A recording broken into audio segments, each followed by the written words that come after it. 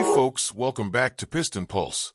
Today we're diving into the new Toyota Hilux, the legendary workhorse that's gone from muddy job sites to mall car parks without losing its tough-as-nails charm. I've had seat time in just about every generation across deserts, farms, and a couple of cheeky track days for science. So let's see if this latest one is a proper evolution or just another facelift with shiny badges. First impressions outside. This thing still looks like it could headbutt a mountain and ask for seconds. The nose is chunkier, the grille wider, and the LED headlights cut a clean, modern line without going all spaceship. The bonnet has that purposeful bulge, bit of theater, bit of cooling, and the bumper's got usable angles, so you're not plowing the first dune you meet. Around the side, the wheel arches are squared and confident, with 17ths or 18ths depending on trim, and the stance sits tall, without looking wobbly. The bed's where the Hilux earns its keep. Proper tie-downs, tough liner on higher trims, step cutouts that actually help short kings like me hop in, and you can spec bed power in some markets, which is brilliant for tools or camping fridges. GR Sport or off-road focused models get more ground clearance, chunkier rubber, underbody protection, and a stance that basically says, I live for punishment.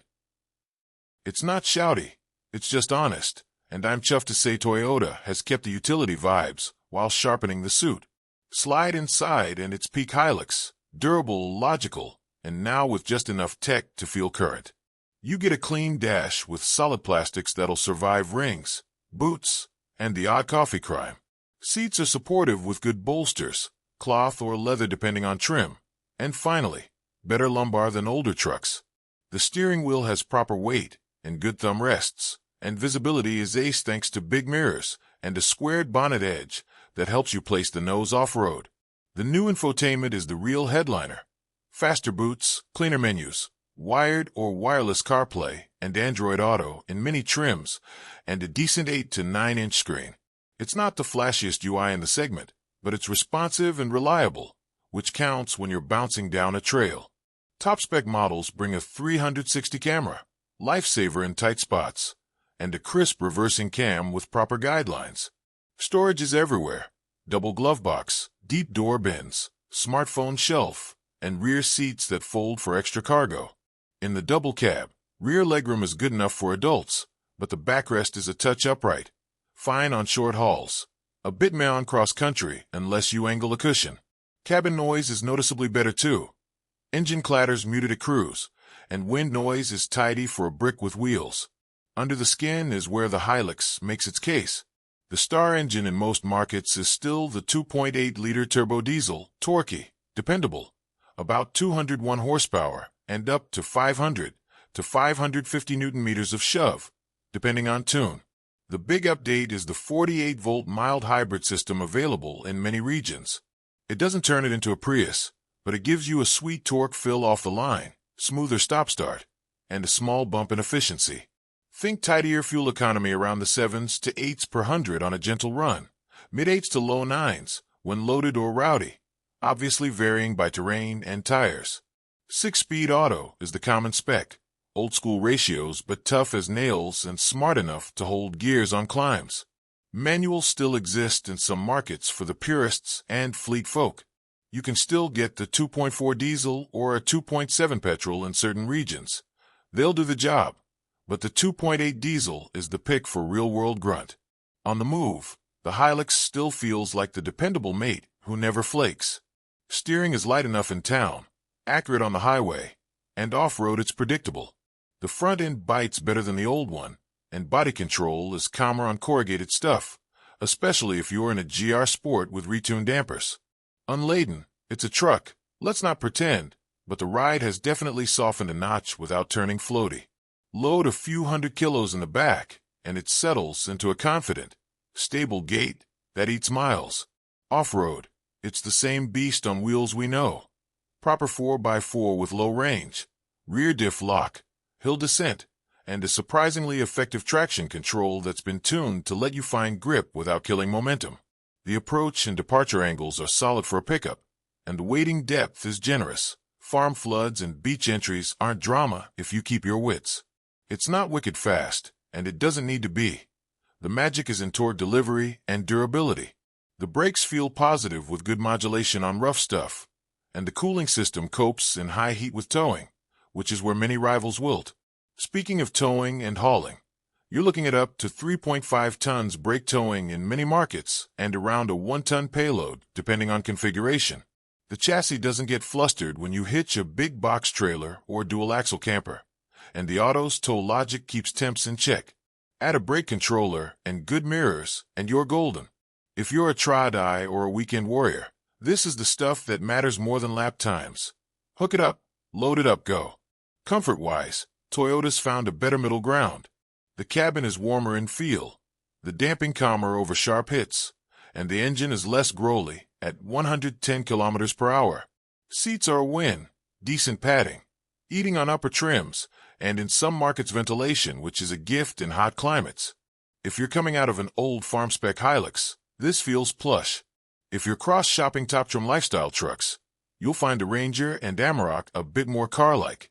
But the Hilux counters with consistency. No random squeaks, no rattly trims after a month on dirt. That long game quality is worth more than a soft-touch dash you never touch. Features are finally at the banging tech level most buyers expect. Keyless entry and start, dual-zone climate, wireless charging, multiple USB-CS, and the cameras I mentioned. Some trims bring LED matrix or adaptive LEDs, and the bed outlets are ace for power tools, compressors, or tailgate coffee rigs. The digital driver display is clear, not gimmicky. And Toyota's app connectivity is improving. Remote lock, vehicle status, trip logs. Handy for fleets and forgetful brain cells alike. Safety kit is strong. You've got multiple airbags, ISOFIX in the back, and the Toyota Safety Sense suite. Pre-collision with pedestrian and cyclist detection. Lane departure alert with steering assist. Adaptive cruise on higher trims. Road sign assist, and blind spot monitoring with rear cross-traffic. The calibration's conservative, but that's Toyota. Better a cautious nudge than a late one. Lane keep is decent on clean roads and disengages gracefully on rough terrain where markings disappear, which I appreciate. The 360 camera, front sensors, and a good bonnet view make tight urban parking painless.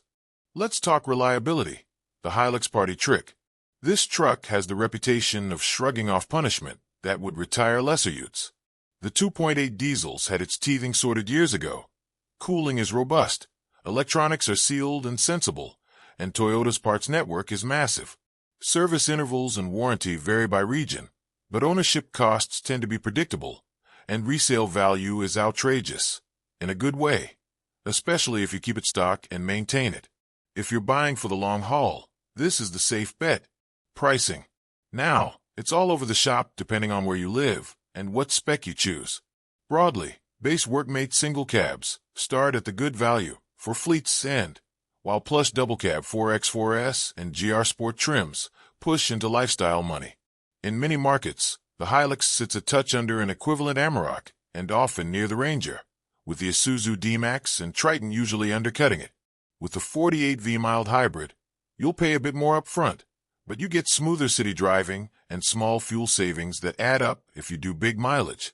If you're chasing proper value, look at mid-trims with the 2.8 diesel, auto, diff lock, and the camera pack. Sweet spot for buyers who actually use their utes. Rivals, then. The Ford Ranger is the tech king right now. Banging tech, car-like ride, slick infotainment, and if you spring for the V6 diesel, it pulls like a freight train. The Amarok borrows that platform and adds a more premium cabin, arguably the nicest interior in the segment. Both feel more modern inside. But, and it's a big but, the Hilux tends to win on long-term reliability, parts availability in remote areas, and consistent build. The Isuzu D-Max is the dependable bargain, strong safety, low running costs, and a simple, honest drive. But it's not as refined or as quiet.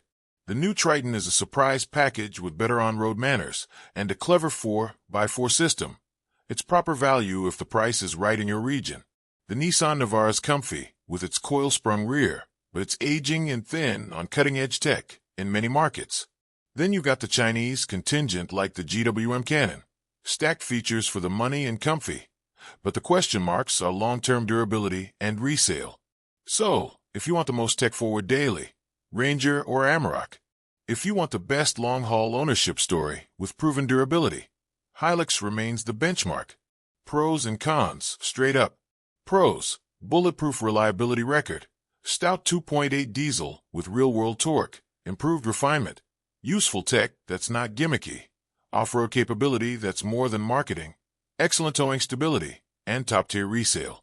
Bed utility is thoughtful, and the 48V mild hybrid makes city driving smoother. Cons: the ride is still a bit jittery when unladen. Rear seat backrest could be comfier on long trips. The cabin design looks conservative next to Ranger and Amarok. The 6-speed auto is reliable, but feels a step behind the latest 8 to 10-speed rivals, and pricing on high trims can creep. I'm also a tad gutted to say Toyota still plays it safe with interior wow factor. It's functional, just not a wow, take my money moment inside. Now, the big question: is the new Hilux still the one to buy? If your priority is a truck that works as hard as you do and will still be there in 10 years begging for more, yes, absolutely. It's the dependable mate who turns up early, leaves late, and doesn't complain. The updates haven't broken what made it great. They've sanded off the rough edges and added just enough modern kit. I'm chuffed to announce the mild hybrid setup is more than a sticker: smoother launches, cleaner stop-start, and a quieter city drive. If you crave the plushest cabin and the flashiest screen, you might lean Ranger or Amarok.